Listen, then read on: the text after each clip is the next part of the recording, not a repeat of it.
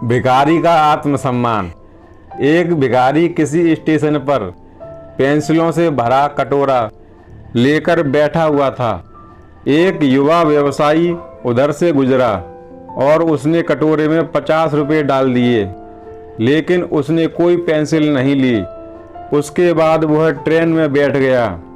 डिब्बे का दरवाज़ा बंद होने ही वाला था कि अधिकारी एकाएक ट्रेन से उतरकर भिखारी के पास लौटा और कुछ पेंसिल उठाकर बोला, मैं कुछ पेंसिल लूँगा, इन पेंसिलों की कीमत है।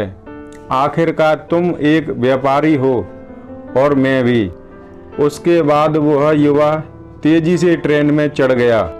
कुछ वर्षों बाद वह व्यवसायी एक पार्टी में गया और भिखारी भी वहाँ मौजूद था। भिखारी ने उस व्यवसायी को देखते ही पहचान लिया। वह उसके पास जाकर बोला, आप शायद मुझे नहीं पहचान रहे हैं, लेकिन मैं आपको पहचानता हूँ। उसके बाद उसने उसके साथ घटी उस घटना का जिक्र किया। व्यवसायी ने कहा, तुम्हारे याद दिलाने पर मुझे याद आ रहा है कि तुम भीख मांग रहे थे, लेकिन तुम यहाँ सूट और टाई में क्या कर रहे हो? भिखारी ने जवाब दिया, आपको शायद मालूम नहीं है कि आपने मेरे लिए उस दिन क्या किया। मुझ पर दया करने की बजाय मेरे साथ सम्मान के साथ पेश आए। आपने कटोरे से पेंसिल उठाकर कहा, इनकी कीमत है। आखिरकार तुम भी एक व्यापारी हो और मैं भी। आपके जाने के बाद मैंने बहुत सोचा, मैं क्या कर रहा हूँ, मैं भीख क्यों मांग रहा हूँ। मैंने अपनी ज़िंदगी को संवारने के लिए कुछ अच्छा काम करने का फैसला लिया। मैंने अपना थैला उठाया और घूम घूम कर पेंसिल बेचने लगा। फिर धीरे धीरे मेरा व्यापार बढ़ता गया। मैं कॉपी, किताब एवं अन्य चीज़ें भी बेचने लगा और आज पूरे शहर में मैं इन चीज़ों का सबसे बड़ा थोक विक्रेता हूँ।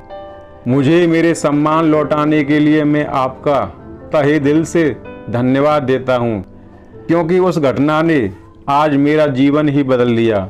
मित्रों, आप अपने बारे में क्या सोचते हैं? खुद के लिए आप क्या राय स्वयं पर जाहिर करते हैं? क्या आप अपने आप को ठीक तरह से समझ पाते हैं?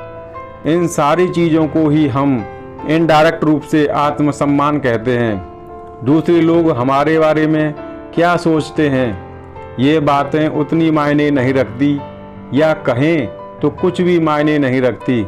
लेकिन आप अपने बारे में क्या राय जाहिर करते हैं, क्या सोचते हैं, ये बात बहुत ही ज़्यादा मायने रखती है। लेकिन एक बात तय है कि हम अपने बारे में जो भी सोचते हैं उसका एहसास जाने अनजाने में दूसरों को भी करा ही देते हैं, और इसमें कोई भी शक नहीं कि इस कारण की वजह से दूसरे लोग भी हमारे साथ उसी ढंग से पेश आते हैं।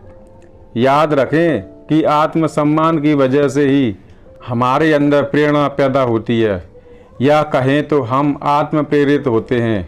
इसलिए आवश्यक है कि हम अपने बारे में एक श्रेष्ठ राय बनाएं और आत्मसम्मान से पूर्ण जीवन जिएं।